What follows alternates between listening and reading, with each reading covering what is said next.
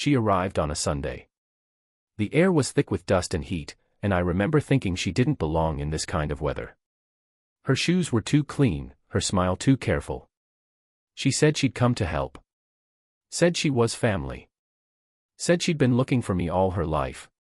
Back then, I was too tired to question anything that looked like love. I let her in. I made her coffee. I showed her where I kept the spare key. And from that moment, my life began to split open, slowly, like a rope fraying one thread at a time. What followed was not betrayal in the dramatic sense. It wasn't a knife in the dark or a sudden crash of truth. It was quieter than that. Colder. She didn't take what I owned, she took what I believed. And now, when I think of her face, the face that once called me brother, all I see is a question I'll never answer. Was she ever real? Before we go any further, if you're drawn to stories that start with love and end with a kind of ruin only truth can cause, subscribe. There's more where this came from. It was the sound that woke me before the knock, that faint rattle in the wind, like a window trying to remember how to stay closed. I'd been drifting in that restless space between sleep and exhaustion, where dreams and memories bleed into each other. Then came the knock. 3 slow taps. Not urgent. Not timid. Just deliberate.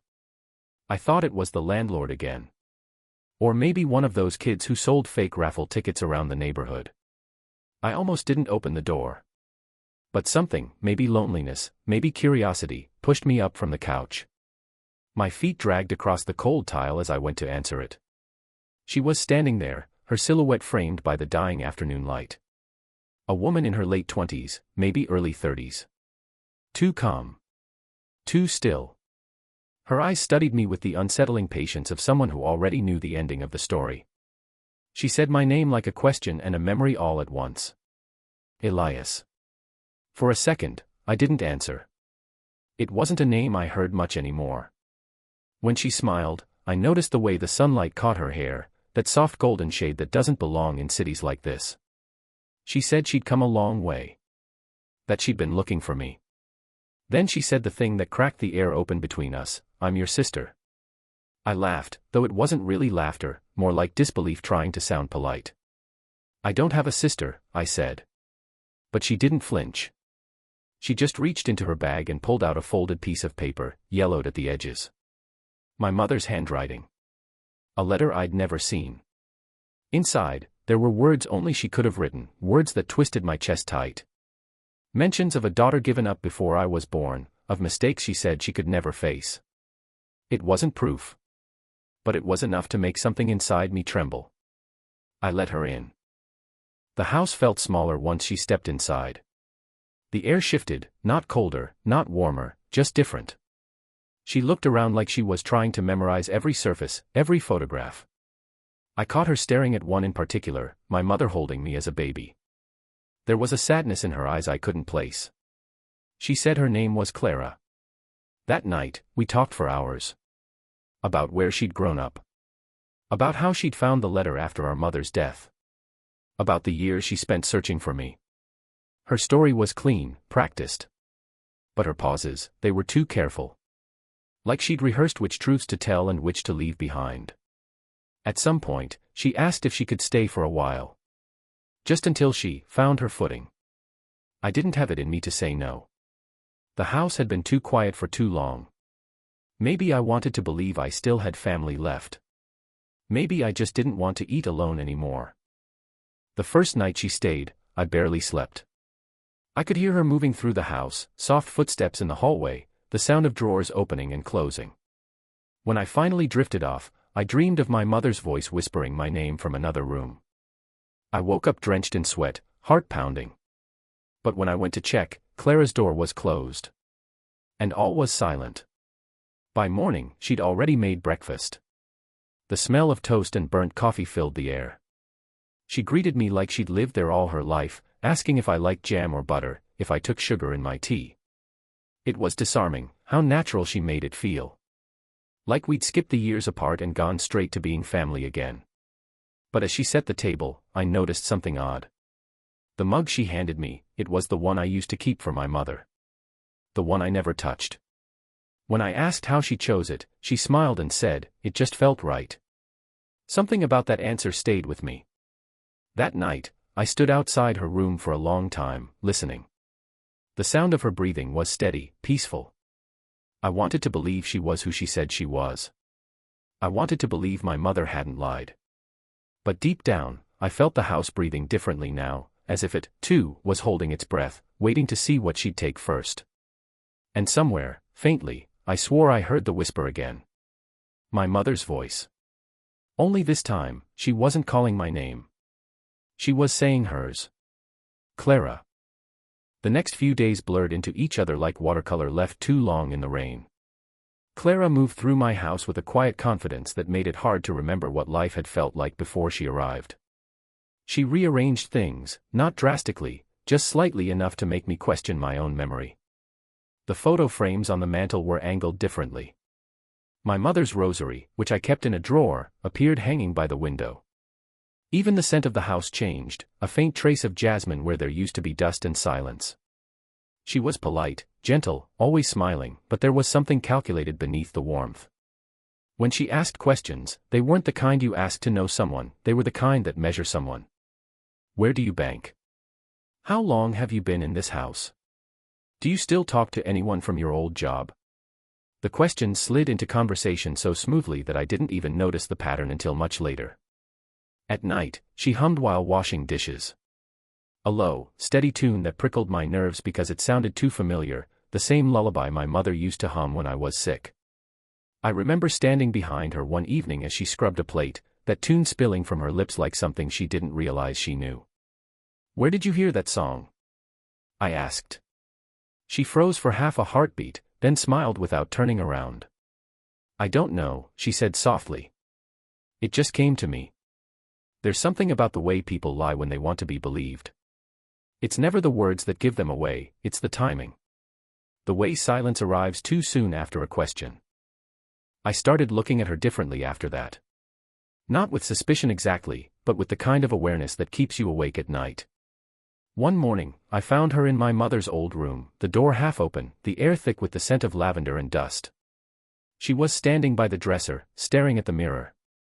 When she saw me, she startled slightly, then said, I was just remembering her.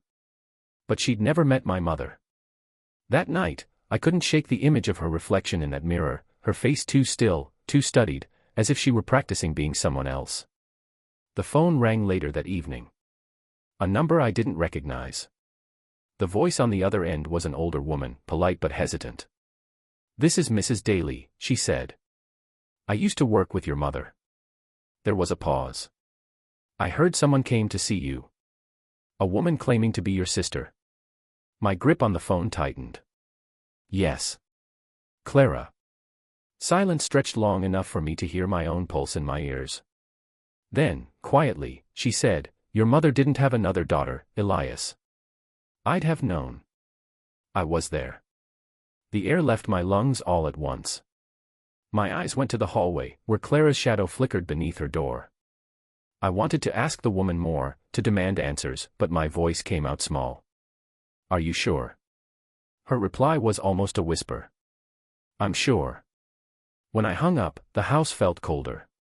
The kind of cold that seeps through your skin and settles behind your ribs. I sat there for a long time, staring at Clara's door, listening to the faint rhythm of her breathing through the wall. I wanted to confront her, but what would I say?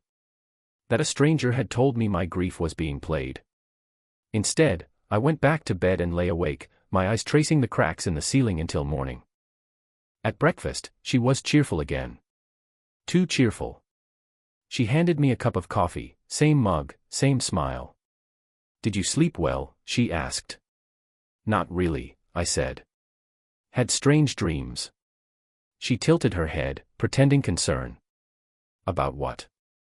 I almost told her, about the voice on the phone, the growing sense that something was wrong, but the words stayed trapped in my throat. Instead, I said, "About my mother." Her smile faltered, just slightly. "She was a wonderful woman," she said, looking down at her cup. "How would you know?" I asked quietly.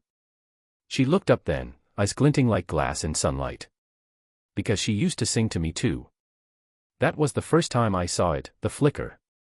That split second where her story and the truth refused to touch. And that's when I realized, she didn't come here to find family. She came here to replace it. The house had always been quiet before she came. Not peaceful, just muted, the kind of silence that feels like a held breath. After Clara arrived, it began to sound alive again. The floorboards creaked in new places.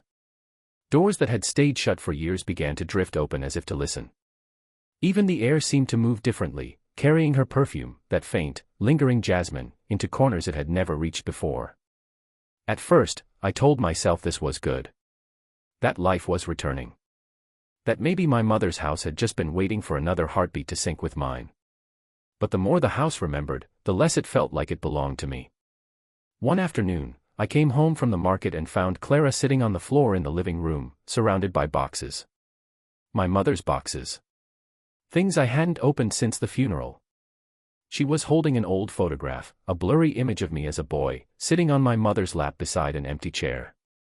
"This one's my favorite," she said softly. "You look happy." I stood there, the groceries still in my arms. "You shouldn't go through those," I said. "They're private." She smiled like I'd said something endearing. "We share the same blood, Elias. What's private for one of us belongs to both." It sounded innocent enough, but something in her tone made me feel like a guest in my own home. That night, I noticed the hallway mirror had been cleaned. No one had touched it in years, it had been covered with a thin film of dust, a faint fingerprint at the bottom corner. Now it shone, spotless. I could see my reflection clearly again, though I almost wished I couldn't. Behind me, in the blurred light of the living room, I could have sworn I saw her standing there. Watching. But when I turned, there was no one. The house was playing tricks, I told myself. That's what grief does, it bends perception, stretches memory until the truth thins out. But still, I started leaving lights on in the hallway. Just in case. Then came the dog. He was a stray that had followed me home years ago, old and half-blind now, but loyal. He'd always been calm, silent. After Clara came, he changed.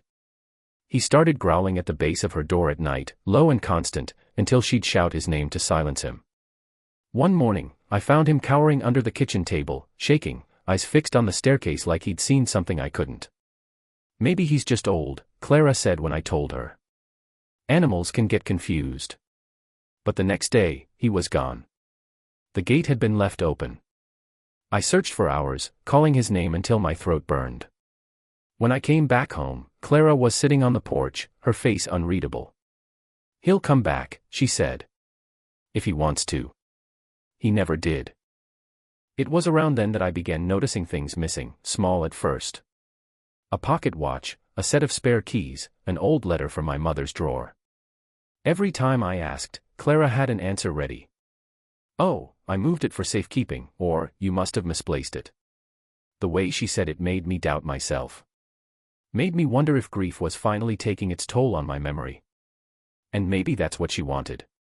Because one night, when I couldn't sleep, I went downstairs for water and saw her in the living room again, this time standing before the fireplace, holding something that caught the moonlight.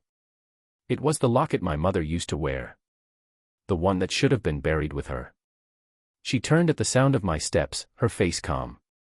"You shouldn't be awake," she said gently, like I was a child. "Where did you get that?" I asked. She glanced down at the locket and smiled faintly. "It was always meant for me." There was no tremor in her voice. No guilt. Just certainty, like she was claiming something that had been waiting all along. The next morning, the locket was gone. When I asked, she denied ever touching it. But that wasn't what broke me. What broke me was the note I found in the kitchen later that day, tucked beneath a cup of tea she'd made for me. It was written in handwriting eerily close to my mother's. It read, "She belongs here. Let her stay." I sat there staring at those words, my pulse roaring in my ears. I knew every loop and curve of my mother's writing, but this was close enough to confuse even memory. That night, I dreamed of my mother again, standing by the doorway, her hand resting on Clara's shoulder. Only this time, she wasn't smiling. She was whispering something I couldn't hear. When I woke, the whisper was still there, faint, but clear enough to follow. It was coming from the attic. The attic door had been sealed since the day my mother died. She'd always said it was full of old junk and memories best left untouched, and for years I'd listened. But that night, the whisper drew me upward like a tide that couldn't be resisted. Each step on the staircase groaned under my weight, protesting the decision. The air grew colder the higher I climbed, thick with the smell of cedar and something faintly metallic, like rust or old blood. When I reached the door, I hesitated. The whispering stopped, as if the house itself was holding its breath. For a moment, I thought I might turn back. Then I saw it, the faint outline of fingerprints in the dust around the latch. Someone had been there recently. Clara. The key was still hidden in the same place my mother had kept it, taped under the third stair. I peeled it free, slid it into the lock, and turned. The click echoed down the hall like a gunshot. Inside, everything was exactly as I remembered, boxes stacked high, a trunk full of yellowing papers, old photo albums curling with humidity. But the center of the room was different. There was a chair now, perfectly placed beneath the small circular window. A chair that hadn't been there before. And draped across it, my mother's shawl. I moved closer, each step making the floorboards whine. There was something on the chair, an envelope, thick and sealed with wax. My mother's initials pressed into the seal. For a long time I just stared at it, my hands shaking. Then I heard it again, the whisper. Only this time, it wasn't behind me. It was beside me. She didn't mean to hurt you. I spun around, the envelope clutched in my hand. The attic was empty. But the air still carried the faint echo of her voice. I left the attic with the envelope and locked the door behind me. My mind told me it couldn't be real, that it was the exhaustion, the grief, the creeping madness of isolation. But my heart knew that something in this house was trying to speak. When I opened the envelope, the paper inside was brittle, almost translucent with age. It wasn't a letter, it was a birth certificate. I scanned it quickly, my eyes catching on the words that made my stomach drop. Child's name, Clara Morgan. Mother, Mary Ann Hale. My mother's name. My own last name. But the date didn't make sense. It was before she'd met my father. Years before. The sound of footsteps downstairs pulled me out of my daze. Slow, deliberate. She was awake. I shoved the paper back into the envelope and hid it beneath the couch cushion just as Clara appeared at the bottom of the stairs, her hair loose around her shoulders. Her expression was calm, but her eyes looked like someone who already knew what I'd found. Couldn't sleep, she asked, voice light as air. Just needed water, I said. She studied me for a moment, then smiled. The attic's cold this time of night. My throat tightened.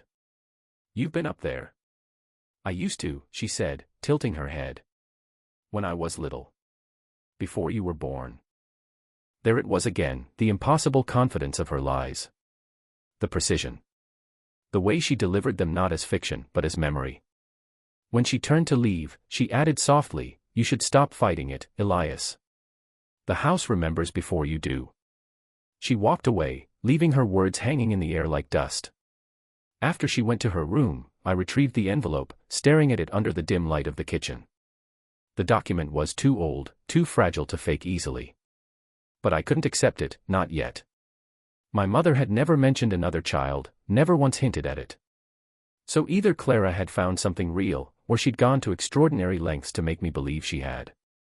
Over the next few days, her behavior shifted again. She started locking her door. She'd whisper to herself in the living room when she thought I wasn't listening. Once, I caught her sitting in front of the old mirror again, tracing her reflection with one finger. She never meant to choose, she murmured. I didn't ask who she meant. I didn't need to. The tension in the house grew unbearable. Objects moved when neither of us had touched them. Lights flickered. The smell of jasmine grew heavier, mixed now with the faint, sour scent of decay. One night, I came home late to find every photo of my mother turned face down. All except one, the one of her holding me as a baby, the empty chair beside us filled now by someone who hadn't been there before. Someone who looked exactly like Clara. I tore the photo from the frame, my hands trembling. But when I looked again, the image was gone, just a blur where her face had been. That was when I stopped pretending this was about family. It wasn't. It was about inheritance, not of wealth, but of identity. She didn't just want to be my sister. She wanted to rewrite the story so she always had been. And the house, in its strange, haunted way, seemed ready to agree with her. By the third week, reality had started to split. The line between what I remembered and what Clara claimed blurred until neither could be trusted. She'd begun filling the house with stories, childhood memories that weren't hers but sounded like they could have been. She spoke about the school I'd attended, the old dog we used to have, even the smell of my mother's perfume when she tucked us into bed. The details were perfect. Too perfect. At first, I tried correcting her. You weren't there, I'd say. That happened years before we even met. But she'd only smile, her eyes soft with pity. Are you sure, Elias? Maybe you've just forgotten. Grief does that. It rearranges time. There was no malice in her tone, that's what made it worse. She said it with the quiet certainty of someone who genuinely believed she was right. And little by little, she started convincing me that maybe I was the one misremembering. One evening, I found her in the study going through the photo albums. She had them spread out across the desk, each one open to a page of my childhood. It's strange, she said, not looking up. There's always an empty space beside you in these pictures. Like someone's been cut out. I froze. No one was cut out. She looked up then, eyes glassy, voice low. Maybe not with scissors. That night, I dreamed of the same photograph she'd mentioned, the one with the empty chair. But in the dream, my mother's hand wasn't on my shoulder anymore. It was reaching toward the chair, palm open, as if expecting someone to be sitting there. When I woke, the air in my room was heavy, humid, and I could smell her perfume again, stronger this time. I walked to the living room to clear my head. There, on the table, lay the album she'd been looking through earlier. Only now, there was someone sitting in the empty chair. Her face was faint, like it had been drawn in pencil and rubbed away, but I could see her outline, hair, shape, even the faint trace of her smile. My stomach turned cold. I stumbled back and nearly tripped over something, the locket. It was lying open on the floor, a lock of hair curled inside. Not my mother's. Lighter. Like Clara's. When I looked up, she was standing in the doorway, watching me. Couldn't sleep, she asked softly. You changed the photos, I said. My voice sounded strange, like it was coming from someone else. She tilted her head, curious. Why would I change what's always been there? I wanted to shout, to throw the album at her feet and demand the truth, but something about her stillness stopped me. Her eyes, calm, unwavering, made me feel like a child again, being scolded for accusing someone I shouldn't. Elias, she whispered, stepping closer. I didn't come here to hurt you. I came here because she wanted me to. Who? Our mother. The way she said it, our mother, made something twist deep in my chest. I wanted to deny it, to tell her she was insane, but the words got lost somewhere between my lungs and my throat. She reached into her pocket and pulled out a folded piece of paper. You should see this. It was another letter. Same handwriting as before. I almost didn't want to read it, but I couldn't stop myself. My dear Clara, it began. If you ever find him, be kind. He won't remember everything. He never could. I felt my pulse hammer against my ribs. This isn't her writing, I said. You faked this. Clara smiled, not cruelly, but almost sadly. You always say that. Her voice cracked a little on the last word. That night, after she went to bed, I sat by the window and read the letter again under the faint orange glow of the streetlight. The ink looked old, faded, but something about the phrasing, the way my mother's tone was captured, felt too intimate to dismiss. If it was a forgery, it was flawless. And if it wasn't, then everything I knew about my life had just shifted. The next morning, I called Mrs. Daly again. No answer. When I went to her address, the house was empty, shutters closed, mailbox overflowing. The neighbor said she'd moved out weeks ago. Did she say where? I asked. The man shrugged. Didn't seem like she had anyone left. The way he said it chilled me. When I got home, Clara was waiting on the porch. You went looking for her, she said. Not a question, a statement. How did you? She called me before she left, Clara interrupted. Said you were still resisting the truth. That maybe it was better if I stayed until you remembered. Her voice was calm. Too calm. I stepped closer, my chest tight. You're lying again. Then tell me, she whispered. Why does the house recognize me when you don't? She reached out and touched my arm, and for the briefest second, I felt something electric beneath her skin, warmth that wasn't entirely human. I yanked my arm back and stumbled inside, slamming the door shut behind me. Her voice came through the wood, soft but steady. You can't erase me, Elias. I was here before you. That night, I burned the letter. But even as the flames consumed the paper, I could swear I heard it, her voice, faint but clear, rising through the smoke. You can't destroy what remembers you. I didn't sleep after that. I just sat by the window, staring at the dark outline of the attic, listening to the quiet hum of the house, the old, breathing house that had begun to whisper her name again. And somewhere deep inside, I began to wonder if maybe she was right. Maybe memory was the lie. The days that followed felt elastic, time stretching, folding in on itself, looping between moments that no longer obeyed order. I'd wake up with the light streaming through the curtains, convinced that morning had just broken, only to glance at the clock and find midnight staring back. The house had lost its rhythm. Or maybe I had. Clara moved through it as if she owned the walls, as if the architecture itself remembered the shape of her footsteps. She'd hum as she cleaned, that same lullaby again and again, until I couldn't tell whether it was a memory or a haunting. Sometimes I'd catch her standing in my mother's old room, talking under her breath to someone who wasn't there. When I asked who she was speaking to, she'd smile faintly and say, I'm just reminding her I kept my promise. I stopped eating properly. Sleep became fragmented, shallow bursts of half-dreams stitched together by fear. And every time I closed my eyes, I saw that photograph, my mother, me, and the empty chair. Only now, the outline in that chair was no longer faint. It had solidified. Clara's face, clear as daylight, smiling back at me like she'd always been there. I tried to rationalize it. Old photos could degrade in strange ways. Maybe the light had caught the gloss wrong. Maybe grief was turning ordinary ink into ghosts. But deep down, I felt the truth pressing on me like a hand to the chest. She was rewriting something bigger than memory. On the fifth night, I woke to the sound of the piano. My mother's piano. No one had touched it since she died. The notes drifted through the hallway, soft, hesitant at first, then deliberate, like a lullaby searching for its end.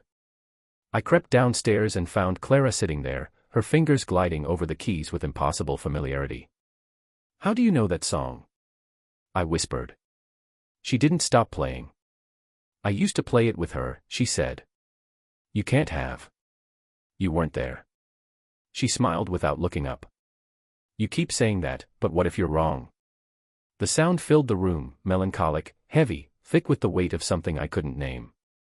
I felt tears gathering without understanding why. When she finally stopped, she turned to me and said, You remember what she used to say after this song? I shook my head. She'd say, One day, the melody will find you both again. For a moment, I couldn't breathe. My mother had said that once, not to anyone in particular, just out loud to the empty air after finishing the song years ago. But how could Clara have known? I walked toward her, trying to read her face, to find some trace of deceit, but her eyes were wide, unguarded. Who told you that? I demanded. She reached up and touched my face, her fingertips cool against my skin. You did. I pulled away. You're sick. Maybe, she said quietly. But if I am, it's a sickness you gave me. The silence that followed was unbearable. Only the faint hum of the piano strings vibrating under her last touch filled the space between us. Later that night, I went into her room while she slept. I don't know what I was looking for, evidence, maybe, or reassurance that she was just a woman and not some echo wearing flesh. Her room smelled of lavender and something else, candle wax, old wood, and a faint sweetness like burnt sugar. On her nightstand sat a stack of letters. All in the same handwriting. All addressed to my children. I opened one.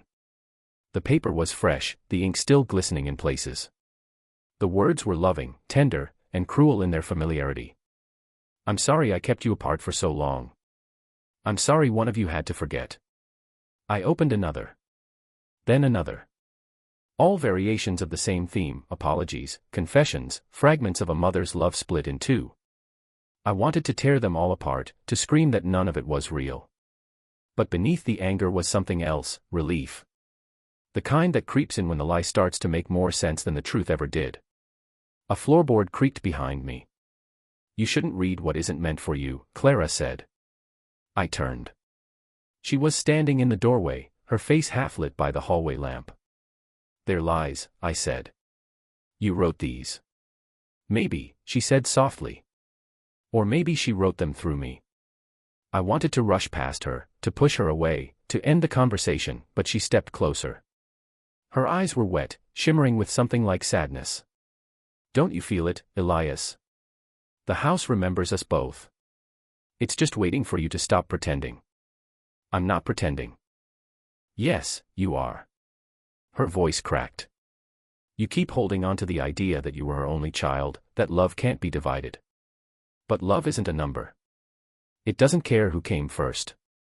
She brushed past me and sat on the edge of her bed, staring at the letters. I didn't take your life, she whispered. I just wanted to share it. There was no threat in her tone. No madness. Just longing. That was what terrified me most, the sincerity in her eyes, the way her pain mirrored my own. I left her room and didn't look back. But as I closed the door, I heard her voice through the wood, quiet, trembling, almost childlike. She said we'd always find our way back to each other. That night, the house didn't whisper. It watched. Every creak, every flicker of light, every movement of the curtains felt alive, deliberate, aware. And for the first time, I began to wonder if this was what my mother had meant all along, that the dead never leave until they've been remembered properly. Only now, I wasn't sure which of us she was waiting for. Morning came without light. The sky was the color of lead, and the air carried that strange stillness that comes before a storm, expectant, swollen with something unseen. I found Clara in the kitchen, staring out the window with a cup of tea gone cold in her hand. She didn't turn when I entered. Do you ever think about what it means to belong somewhere? She asked quietly.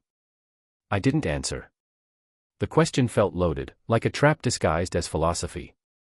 She turned then, her expression serene but her eyes hollowed out by sleeplessness. I think she built this house to keep us both, she said. But you were the only one who stayed. I almost laughed. That's because you didn't exist. Her lips curved in something like pity. And yet, here I am. The thunder outside rolled low and distant, vibrating through the floorboards. It felt like the house itself was breathing with it. That afternoon, I made the mistake of looking deeper. I drove to the county archives, hoping for answers I didn't really want. The clerk, an old man with trembling hands and nicotine stains on his fingers, spent half an hour rifling through microfilm before looking up at me with a frown. Marianne Hale, I said. There should be a record of her children. Birth certificates. He squinted. One child on record. Elias Hale. No Clara. He shook his head. None. I exhaled, something like relief rushing through me, but it didn't last. The clerk's gaze lingered. Funny thing, though, he said, pulling out a thin folder. There was a correction notice filed years ago. Looks like someone tried to add a name and then withdrew it. He turned the paper toward me. The added name was faint, smudged, but visible enough. Clara. The signature below it was my mother's. I stared at it for a long time, the air around me thickening. When was this? I asked. 19 years ago. He scratched his head. Odd detail, though. The withdrawal was signed the same day. Like she changed her mind immediately. I left without saying another word. Outside, rain had begun to fall, slow, deliberate drops that turned the pavement dark. The drive home felt longer than usual. Every mile seemed to stretch, every turn unfamiliar, as if the landscape itself was shifting beneath me. When I reached the house, the lights were off, though I was certain I'd left one on. Inside, everything smelled different, not jasmine this time, but smoke. Faint, like burnt paper. She was in the living room, sitting cross-legged on the floor. All the letters, the ones from her nightstand, were spread out before her. Some had been torn apart. Others were burning slowly in a shallow metal bowl. The air shimmered with heat. "What are you doing?" I demanded. She looked up at me, her face streaked with tears and ash. "Destroying the lies," she said. "If she couldn't love us both, then she shouldn't have written to either of us." I rushed forward, trying to pull the bowl away, but the flame leapt higher, licking the edges of the paper. The heat bit into my hands. "Stop. You can't have it both ways, Elias," she said, her voice breaking. "You can't keep her for yourself and still pretend I don't exist. You're not real." I shouted. "You're just something I made to fill the silence." The words tore out of me before I could stop them, and the moment they did, I saw the look on her face, not anger, not fear. Recognition. She stood slowly, her eyes fixed on mine. "Then you do remember." "What are you talking about?" Her voice softened. "You were there that day. You heard her say it. She wanted one of us. Just one. You were the one she kept. And I," her breath hitched, "I was the one she left behind." The room seemed to tilt. The fire hissed and went out, leaving behind only the smell of smoke and something else, old wood, damp sorrow. "No," I whispered. "She never." "She did," Clara said. "And you helped her forget me." The words hit like a blow. I wanted to deny it, to scream it wasn't true, but pieces of memory began clawing their way back. A rainy afternoon. A woman crying. My mother's hands shaking as she tore a piece of paper in two. My own small voice asking, "Who was that girl?" A whisper in reply, "No one." My knees gave way, and I sank to the floor. "It can't be," I said. Clara knelt beside me, her touch gentle on my shoulder. "You were just a child. You did what she told you." We both did. Rain pounded the windows now, each drop a sharp percussion against glass. The house groaned, the walls trembling as if straining under the weight of the memory we'd unearthed. "She didn't want to choose," Clara said. "So she split us apart." "You got her name." "I got her silence." I looked up at her then, and for the first time, I couldn't see the difference between us. The same eyes. The same hair. The same trembling in the hands. It was as if the grief had carved us from the same piece of wood. "What do you want from me?" I whispered. Her answer was immediate, almost tender. "I want you to remember me." The lights flickered once, twice, then went out completely. The darkness swallowed everything but the sound of her breathing beside me, steady, certain, too close. And in that blackness, a realization settled heavy in my chest. She wasn't here to steal my life. She was here to return the part of it I'd been made to forget. Only now, I wasn't sure if my mind could survive remembering it. The storm lasted through the night, howling against the house like a living thing. Water drummed the roof, wind clawed at the windows, and in the intervals of silence between the thunder, the sound of the piano returned, faint, discordant, playing from somewhere deep within the house. I woke before dawn, unsure if I had slept at all. My head was heavy, full of echoes that didn't belong to me. The letters were gone, every one of them. Only ashes remained in the bowl, gray and soft, still warm to the touch. Clara wasn't in her room. Her shoes were missing, her coat gone. For a brief moment, I thought she had left, that the storm had swallowed her and I was finally alone again. But then I heard it. A laugh. Distant, muffled, carried through the vents like a memory that refused to die. It wasn't cruel. It was familiar. It was hers. I followed the sound. Down the hall, past the portraits that now looked back with too much awareness, to the basement door. The handle was cold, almost damp. I hesitated, half expecting her to appear behind me and whisper something terrifyingly gentle, "Don't look." But curiosity, or maybe guilt, had already taken hold. The basement smelled of mildew and rust. The bulb overhead flickered once, then steadied, throwing its sickly yellow light across old furniture and boxes. And there, in the far corner, sat the piano. My mother's piano. It shouldn't have been there. It had always been upstairs. I stepped closer, heart hammering. Dust covered everything except the keys. They were clean, gleaming, as if someone had been playing moments ago. And on the lid, a photograph. Not the one I remembered, not the one that had haunted me, but another entirely. My mother, standing between two children. One on each side. The face is clear this time. No blur, no empty chair. My stomach dropped. She looked happy. Not forced, not fractured, just whole. Like the lie had never been necessary. Like the love she'd divided had been enough for both of us all along.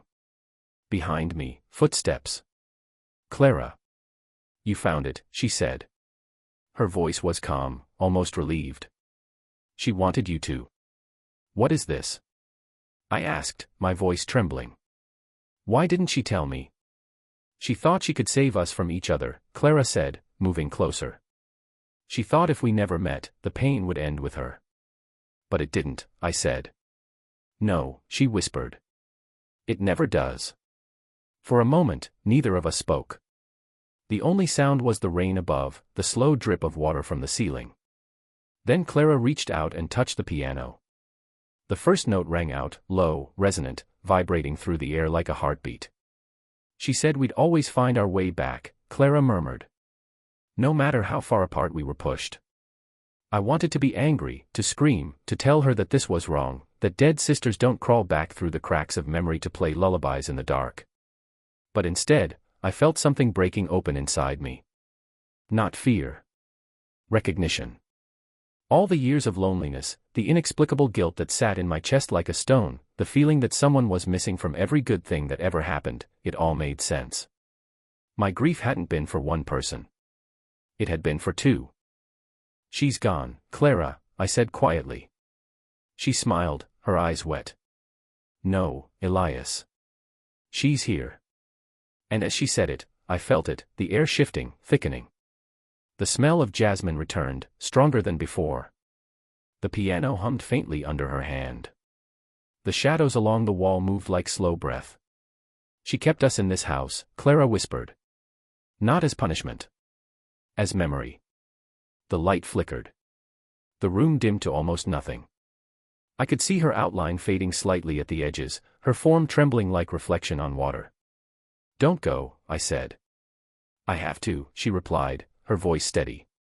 You remember me now. I shook my head, reaching for her.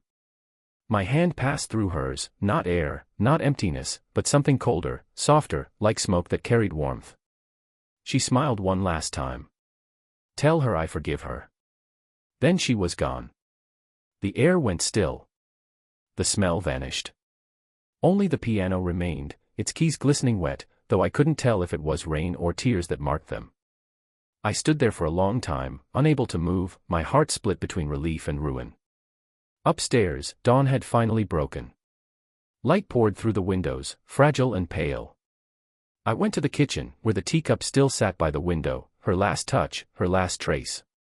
And for the first time in years, the house felt empty. But not haunted. Just, quieter. I should have felt peace. Instead, I felt hollow, the way an echo feels once the sound that made it is gone. I took the photograph from the piano and set it on the mantel. 3 faces, 1 family, 1 truth too heavy to keep hidden. As I turned to leave, I thought I heard something faint, a single piano note, soft and distant. Maybe it was just the wind. Or maybe, some part of her was still here, waiting. Waiting for me to play the next note. I didn't leave the house that day. I couldn't. Every room felt like a lung, breathing with me, exhaling the memories I had buried for half a lifetime. The storm had passed, leaving behind that eerie silence that only comes when the world has exhausted itself, a silence so deep it feels sacred, as if the earth is holding its breath. The photograph sat on the mantel where I had placed it, a quiet sentinel watching over the ruins of everything I thought I knew. The longer I looked at it, the more alive it became. My mother's eyes seemed to follow me, not accusingly, but with a sorrow that understood too much. The 2 children beside her no longer felt like strangers. They were one story told twice, fractured through time. By afternoon, the air had changed again. Lighter, somehow. The scent of jasmine, that phantom signature, had faded into something faintly floral and clean, like linen left in sunlight. For the first time in weeks, I didn't feel watched. I felt accompanied. I walked through the house as if it were a museum of someone else's life. The kitchen, with its faint burn marks from a childhood accident I barely remembered. The staircase, where a small handprint still lingered on the banister, one too small to have been mine. The attic, full of boxes labeled in my mother's handwriting, all written in pairs: Elias, summer; Clara, winter; ENC, both. It was there, among the dust and moth-eaten fabric, that I found the last piece. A small wooden box, carved with the initials MH, hidden beneath a broken chair leg. Inside was a reel of tape and a folded note. The tape was labeled, simply, "For when they remember." My hands trembled as I fed it into the old player I found beside it. The motor whirred, the speakers hissed, and then, her voice. Elias. Clara. The sound of her name spoken aloud after all these years was enough to stop my breath. My mother's voice was softer than I remembered, aged by regret. If you're hearing this, then you found each other. I'm sorry. I should have told you the truth while I was still here, but I was afraid. You were both so small. And I thought love meant protection. I thought if I divided it, I could save you from each other, from the pain I couldn't heal. A pause. The faint sound of her weeping in the background. I was wrong. Love doesn't disappear when it's divided. It just waits. It waits for memory to catch up. For forgiveness to find its way back home. I closed my eyes. Her words rippled through me, each syllable a weight I hadn't realized I was carrying.